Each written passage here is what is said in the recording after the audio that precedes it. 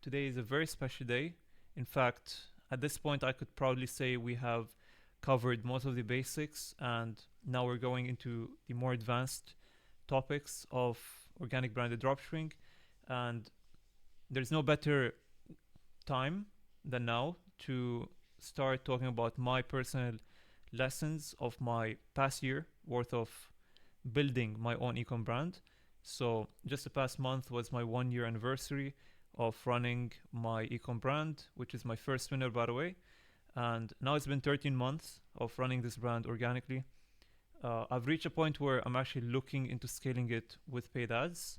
I've seen a lot of advanced dropshippers, organic dropshippers, who are actually using a hybrid approach, which I'm going to be exposing later in this video. So, yeah, let's get into it. The first lesson regarding my ecom brand is the vision. So, if I didn't really like, sometimes I even think about how was I so motivated on day one of running this brand, and especially when, at least for my product, I went into a saturated market, saturated product where my competitors has been running for 3+ years. So on paper, I had zero chance. But fortunately, 1 year later, I have seen a lot of products rise and fall. Okay. So for that reason, I've learned and I've proven to myself that it's better to go for a long-term vision. Okay. You need to pick a product which has a long-term vision, which is not just a gimmick. Okay. It's not just a gadget which you will just use for a few months just to follow the trend and then dump it. No. If you want a safe net in this game, you're better off picking one product. There's a lot of products which you could do or apply this vision to. So the first lesson is long-term goals. You need to make sure whatever product you pick, if you are really serious about it, and this is like your last resort, okay? I'm not talking to people who are new. If you're new, I would recommend you test as many pump and dump, fail as many times as possible, go viral and don't convert. And then right when you fail 5, 10, 20 times, that's where you feel more experienced and more comfortable taking calculated risks, such as what I'm talking about here, which is sacrificing time to pick one long-term product. You could run side products on the side, okay? So maybe the blankets, which are, in my opinion, some really good side products. Pick this one long-term product, which is a big risk, by the way, because time is the biggest risk here. So it's never been money. For us organic dropshippers, time is our most valuable asset, and that's what we have finite amount of, right? So we're not spending money. We are just ordering a product, a sample. If it doesn't work, a lot of people, they would refund it. So you could argue the one thing we have to spend is time. So by picking a long-term product, you are risking a lot of time to it because it might not work in a few months. Maybe in 6 months it's gonna blow up, and then you're gonna make a lot of money. But here's the catch: you actually need to be, again, experienced. So if you were to fail 20 times running pump and dump products, and then you gather all that knowledge, or if you're even smarter, you would have been watching this bootcamp since day one, and then maybe you would have had a few products which you've tested, went viral, did not convert. This video is for you. Then that means you just need to pick one product where you are sure you could run this for 1 year plus, and have a vision, be motivated regardless of your daily income, and just run it. Run it based off your experience, of your failures. So what do I mean by this? Try to follow the formats which are proven to work. Don't reinvent the wheel. Go viral, okay? If it doesn't convert, analyze why did it not convert. Is it the format that you went for? Is it the website? Is it the backend, so the payment processor? So for example, for me, I don't have localized currency. So for the longest time, I had to decode, like understand why did this happen? Why am I not converting for the longest time? Then I realized it's all about quality leads. If you are just, and better formats. So if you were to post engineered content which is proven to work and proven to convert, then you're better off converting that way once you go viral, regardless of what payment processor you use. So that's one of the other lessons which I want to say here is quality leads. Really important. You need to make sure your target audience is quality, has quality to it. So how can you do that? Big secret between us, but try to find a niche where the average audience is a quality lead. What do I mean by this? Try to avoid a product which is gonna attract a lot of teenagers to want to buy it, or a lot of kids who want to buy it. So any sort of gifts or toys for kids, you're not just trying to convince the kid to purchase it, but also their parent to purchase it. So these are just generally way harder to convert. Instead, you could go for products which are emotional, and that's one example. You don't have to, or just purely valuable products. And then it's all about the marketing. Increase the perceived value, exaggerate the importance of this product, and if the target audience is good enough, okay, so demographically it is between the age of 25 to like 25 plus basically, then it's more likely to convert. This takes us to the next point. So first is the vision. I don't want to break it down into like a different topic, a different point, but I really want to say motivation. So again, when I first started, I was so driven because I've seen the vision where I could perform better than my competitors. So looking back at it, I was very motivated regardless of my income. I was actually not making a lot of sales. It took me like 2 months to actually start making good amount of sales when I went viral. So you need to be motivated regardless of your current state, okay? Third lesson is going to be something different. It's about the offers. So let's say you already went viral. You're not sure what's wrong, why are you not converting? Then just like I've said in my day 22, bootcamp day 22, the offers, super important. This is one of the biggest lessons I've learned. It can literally double your AOV. So this was one of the tricks, and it increases the CVR. I don't want to talk much about offers because I literally have an entire day about it. Day 22, check it out. Apart from offers, reinvestment. And I want to tie it to speed, okay? So speed is obviously one of the core elements. So I would literally put it in number 1, but it's okay. The context of speed here is whenever you're making more money, try to literally, the moment you receive that money, reinvest it into the business. So that would mean better lightings, more samples, whatever it is that's gonna improve your content. So more props. I've literally seen people who are changing the props every single post. So every single post is a different format, different props, and they're just putting in the effort without even like caring whether they're gonna go viral or not. I have examples. I don't want to give them too much credit because right now there's no need.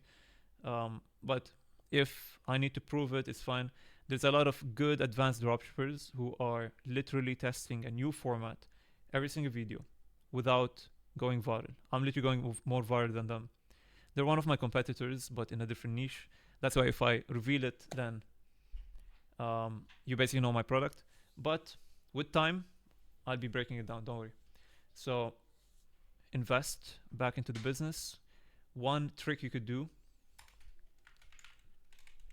is abundance. What do I mean by abundance? So I'm gonna tie it to 2 points. The first one is about the reinvestment. So abundance, as you shouldn't care about spending money, especially when it's into the business. The second point is regarding the marketing angle, okay?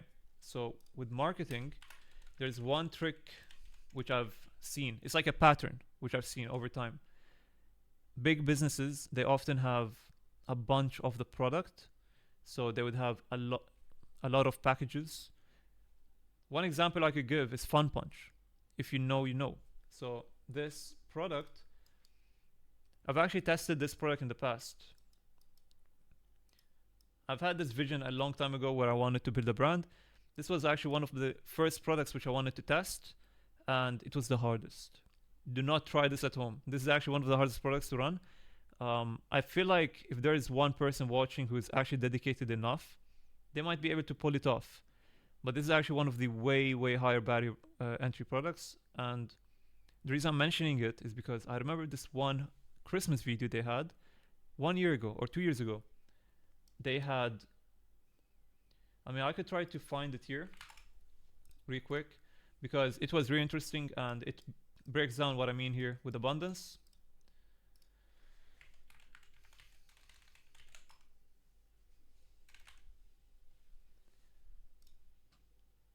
They've grown a lot. This is like 7-figure brand, by the way, and they've started from nothing. I'm in contact with the owner, very chill guy. It might take me some time to find their video. I feel like they should repost it though. It was so good. They went viral with it a lot. I mean, it's not Christmas time yet, so maybe they're waiting with it. This one right here. I think this is not the Christmas version of it. They have two of it, but you see they have a lot of boxes in the background, and then the hook is very dopamine driven. So it's really just trying to grab your attention with high amount of dopamine, especially with the audio. It's a very unusual way of marketing. You don't often see this, and honestly, I have to give credit to like the environment. Environment plays a role. So you could see like this is some high-end environment,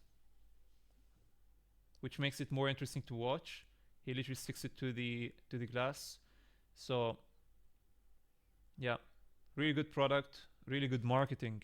When I saw this, because I've seen how they started, and they bought a penthouse basically. That's why they're doing this. But when I saw this, I was like, okay, they now have just, understood the entire game. They know how to go viral. Look at this. You never see this sort of marketing. There's confidence in this sort of marketing, which makes it work. But again, the only reason I'm showing you is because of abundance. Abundance makes you stand out as a seller, and you don't even need to give a call to action. Next point, let's see. So we said vision, the target audience, the offers. You need to reinvest, you need to be quick, and then you need to have this abundance mentality. Let me see if there's any other lessons which I would like to mention in this one. Because again, this is like based off my personal experience, and I want to try to just give you the abstract out of it from the entire year. I think you shouldn't also rely on yourself, like only work alone. So for the longest time, I've worked alone, and I've actually started by my own circle. So I literally just asked my IRL friends who are interested, and I literally taught one of them from scratch everything, all the way till he made his first sale. This guy had no idea how to record, how to edit. He had no idea what dropshipping is. So if you have someone who you trust, whether it's your brother, your cousin, your friends, again, you really need to trust them, because a lot of people would just, waste your time. I'm just gonna give you direct. You don't want to waste your time. Try to find this one person at least. Try to scale, especially when you start seeing sales. Try to find people you like and you trust, and teach them.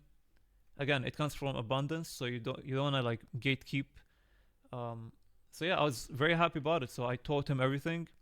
He would record, and I would actually help him with all the hand movements, everything. Eventually, he got his first sale. He got a few more sales, and he was busy with IRL. Had to, he got the value he wanted. So I'm really happy that he broke the barrier of knowing how it feels to get his first sale. So that's the good part about it. So yeah, would I say it was a waste of time? No.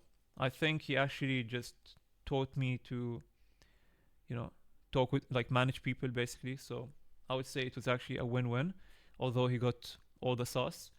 But yeah, don't be afraid to teach others, especially if you want to scale. And yeah, that way you could scale. And this requires trust. So you need to be careful with it. What else? I'm trying to keep this as transparent. If there is other lessons which I think, by the way, abundance, I could talk about this for an entire video, and I really should. So I might honestly just have a separate day for abundance, because this was one of my biggest mental developments over the past 2 years. And trust me, this will actually take you from nothing to not making sales to actually making a big, like, just going levels where you wouldn't even have expected in the past. So I'm gonna leave that for another video. Okay, one final lesson. If there is one final lesson,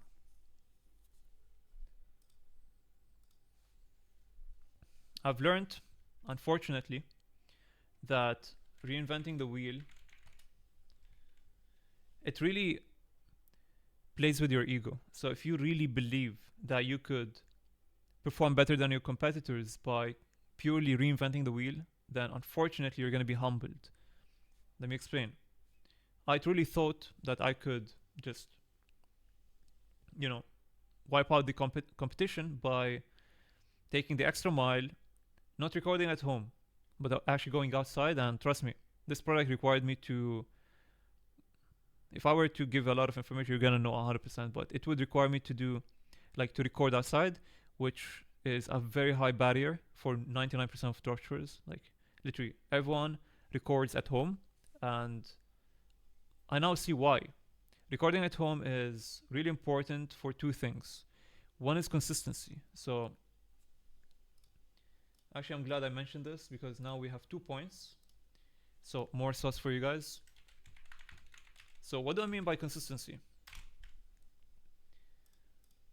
It's better than quality. Here's a catch. So if you were to reinvent the wheel, okay, and it required you to go outside, just like for my case, it would be harder for me to do it, because I cannot go to that specific location every single day. I'd have to go once a week, okay? So by me going every week, and sometimes it would not even work. So I was setting barriers to myself. I was putting limitations to what sort of content I have to record and edit. So not only did I reinvent the wheel by trying to make a very high luxury, high perceived value sort of content for the brand, but also I was limiting myself with the content. So for the entire week, I'd have to, edit with the content I recorded during the weekend. So for that reason, I had to, take the L. This was like the first month of me running the product. Had to take the L, and then went and recorded at home instead. And that's where things went right. So literally at the start, I was doing all that effort. This is like the harsh truth, by the way. So I would put all that effort, high effort, with low returns. And then I decided to keep this content. By the way, this content served me later on for stories and call to action. So the high perceived value content, I've realized, is better off for stories, highlights for Instagram, and just, call to actions. And then your daily content. So if you were to reinvest into your setup and you record insanely good content, that way you could still bring this high perceived value content from home, but then you would be more consistent so that you could record new content. That's the catch. You need new content every day. You don't want to limit yourself with a set amount of content for even 3 days. I'd rather create new content every single day. One of the reasons is because you're literally better every day. Every single time I record new content, even if it was the same movement, if it was the same everything, it will naturally be better. So this way, I had to do less effort with higher returns. And this allowed me to actually improvise a lot. When I started to record at home and I improved my background and stuff, it took me less than a month to study the market, see what's going viral right now, and I gave it my own twist. Here's the thing. So I said, don't reinvent the wheel. What I meant by that, you don't want to completely change the format. So if there is a concept, okay, a video idea, for example, the IKEA one, don't walk to IKEA, run.